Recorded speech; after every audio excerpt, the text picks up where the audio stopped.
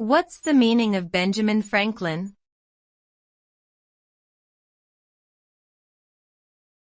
Benjamin Franklin.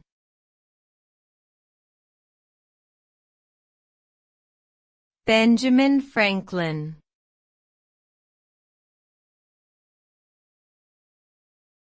Benjamin Franklin.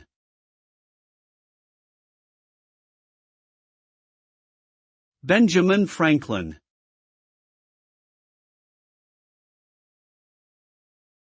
Benjamin Franklin was a prominent figure in American history. He was a statesman, scientist, writer and philosopher who played a crucial role in the American Revolution and the drafting of the United States Constitution. As one of the founding fathers of the United States, he is perhaps best known for his experiments with electricity and his invention of the lightning rod, bifocal glasses, and the Franklin stove. Beyond his scientific contributions, he was also a tireless advocate for civic virtue and public service, and was instrumental in the founding of the first public library and fire department in America. His legacy as a polymath and public servant continues to inspire generations.